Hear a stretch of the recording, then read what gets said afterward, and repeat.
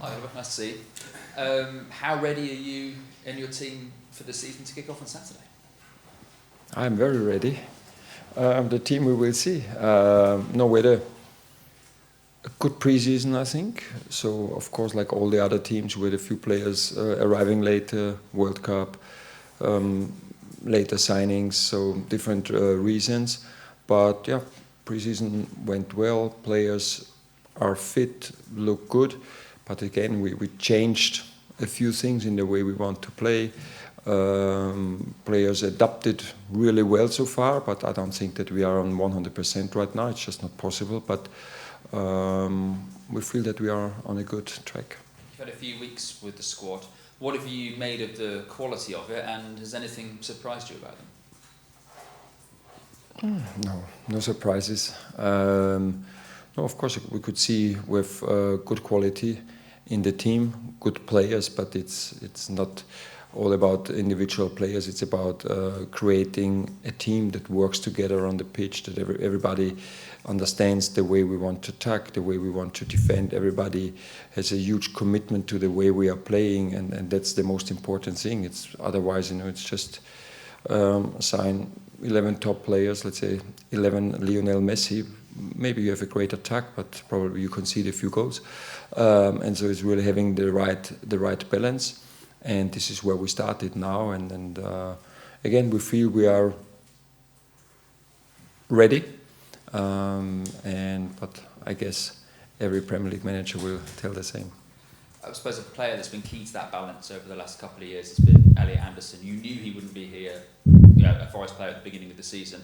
I'm just wondering whether you feel as though he's been replaced, or you've kind of got the players in-house to move on without him. I knew that he will leave the club. So, and then it's always finding the best solution for the team. And I'd say I'm used to lose some star players. At Palace we sold Michael Olise and we won 2 trophies, and then we sold Ibrahim Eze and Mark Gay in winter, and we won the Conference League. So it's always finding solutions that if players are leaving, this means other players getting the chance, and then they have to step up, and then it's possible to play a better season, and this is the clear target we have. I think no one at Nottingham, no player, no one in the staff, no one of the board, and I think no fan was really pleased with last year's season with Elliot Anderson. So I think it's now our responsibility to play more consistent and at the end playing a better season, whatever this means at the end. But I think that's the clear target. It's the clear goal we all have together, and that's what we started to train and to work 6 weeks ago. You told us over the weekend that maybe you want 1, maybe 2 more players in before the end of the window. I'm just wondering, this club tends to, do a lot of its business late, and sometimes it's more than 1 or 2 players that come in late. I'm just wondering whether you're expecting a busy couple of weeks and how much of a say you're going to have on the players coming in. No, it will be 1 or 2. I'm very confident, and not more. We already know the players we want to bring in, and now it's just getting the deals done. So, of course, it can be that we don't find a final agreement with 1 player. We have already 2 or 3 other options with the same profile. I'm always talking about profiles, what kind of qualities and skills we should add to the team, and then the scouting department, and they're then suggesting a few players. I will watch them, and then let's say we have a ranking and try always, let's say, to start with the top target, and if we see we can't get the top target, then let's try to get the second target, the third. It's not always before Christmas you wish something and you get the gift. So sometimes you don't get the number 1 target due to different reasons, but we are prepared, and I'm very confident that we will bring in 2 more players with high quality players, high standard players, because this is what we wanted to add, not just numbers to do business. So really adding quality players. So far we could do it with Xaver Schlager and Ousmane Diomandé. Champions League experience, many caps for their countries, playing on the highest level. This is what we are looking for. And again, I'm very confident that we will have 2 more players in when the transfer window closes. Thanks, Oliver. Good luck this weekend. Thank you. Thanks, Anton. Sam for PLP. Hi, Oliver. Nice to meet you. Can we just start by looking ahead to Leeds on Saturday, of course? Is there any more updates that you've got for us with your injury list? I know that Ryan Yates was mentioned recently. Well, yes, it's Ryan Yates and Savona. These 2 players won't make the matchday squad. That means still we have 23 fit on-field players and just mathematics. That means 5 players can't make the matchday squad. So we still have a very big squad, but everybody had the chance during preseason to show that he can help the team winning games. And then now I have to take a decision by tomorrow. And but these 2 players can't make the squad. Do you have any updates for us in terms of how Savona's recovery is going? Yes, to be honest, we thought he's further, or he should be further than where he is now. He had a minor setback, to be honest, and he reacted on the load more than we wanted the knee to react. So we had to make a step back. So he's now working in the gym again, preparing the knee to go back on grass. So it will take a couple of weeks, I guess. You mentioned, of course, changes that you've brought to this squad and the little tweaks that you've been making in pre-season. So when you compare the team that you met right at the beginning of pre-season to now, with just 2 days away from the first game in the Premier League, what improvements have you seen and are impressed by? First of all, I hope that the players have physically improved, because they had most of them had 7 weeks off. Of course, they had a training schedule for at home, but not many played really football. So we had many sessions with many friendlies. Players are in a much better fitness shape than when we started.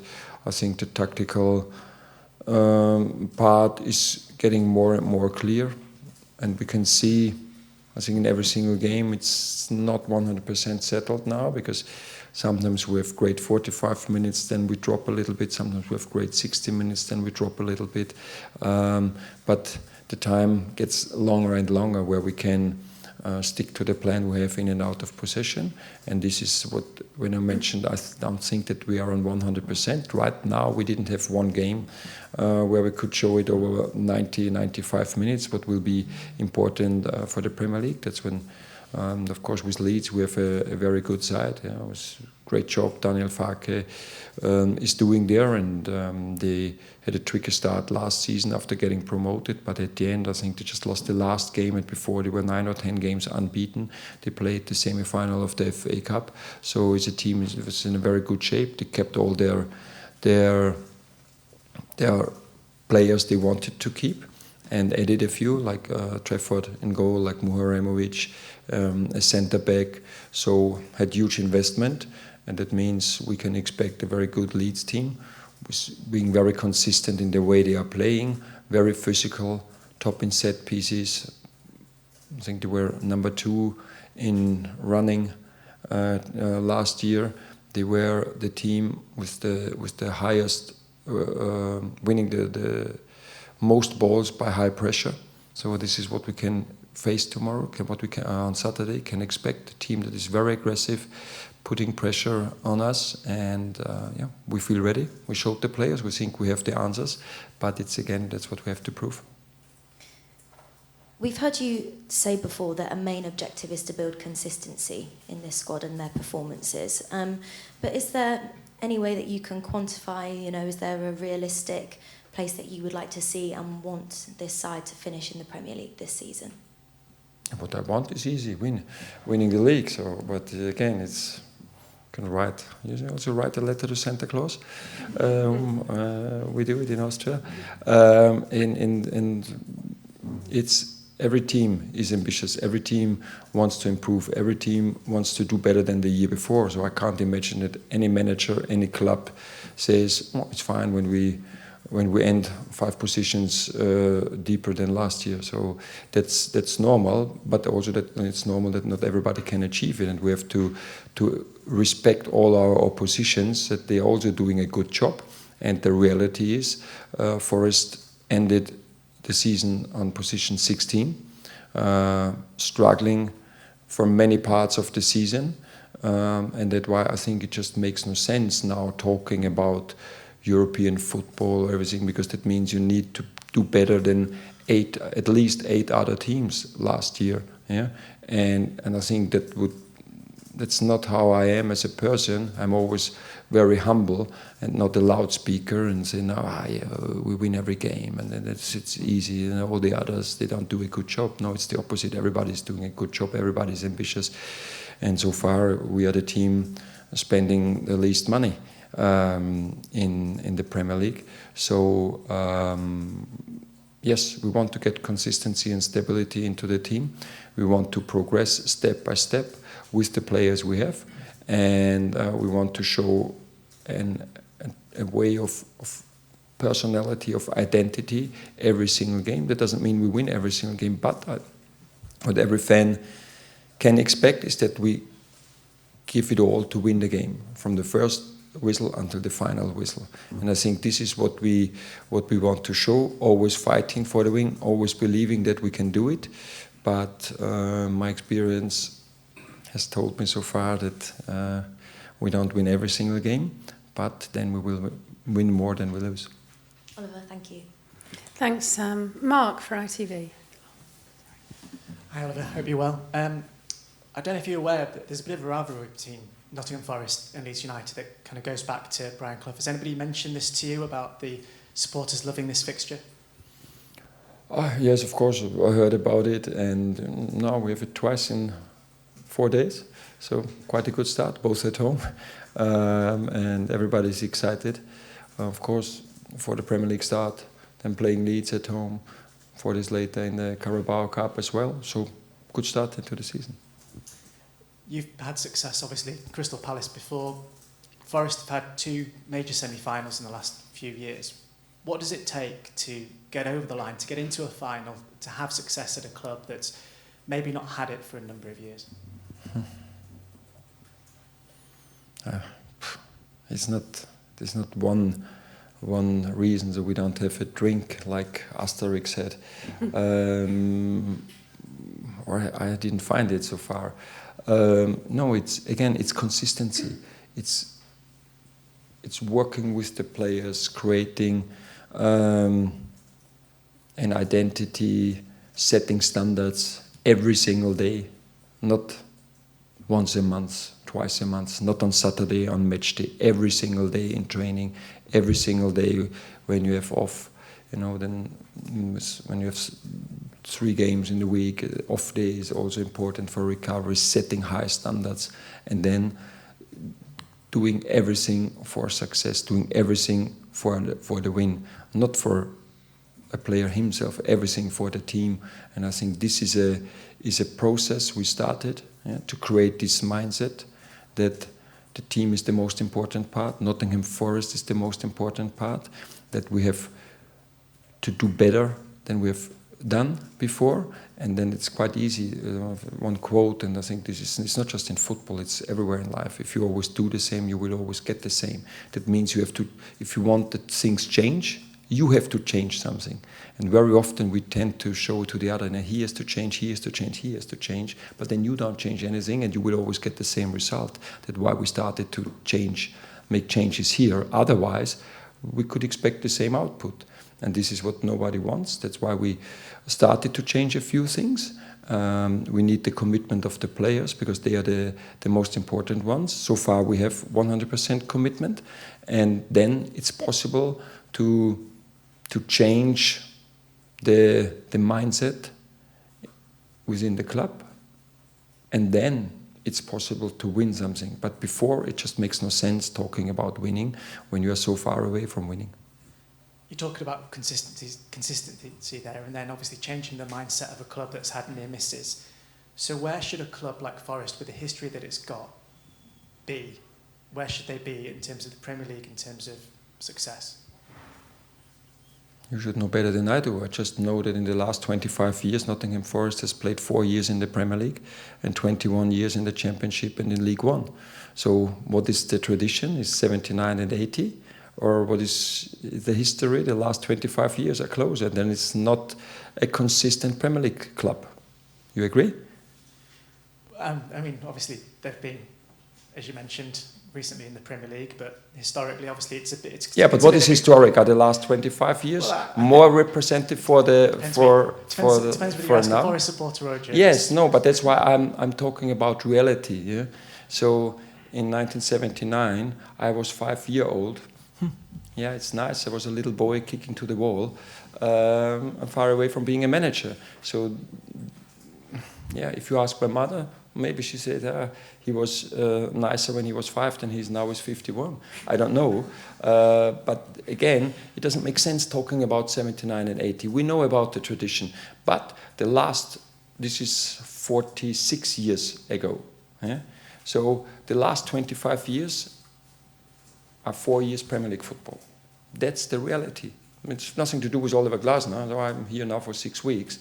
But that's the reality, and that's why I'm talking about consistency. And also you should know better than I do how many big clubs England has, with a lot of history and tradition, and they are now playing, let's say, one team not far away from here, just won the Premier League 10 years ago, and I think they're now in League One.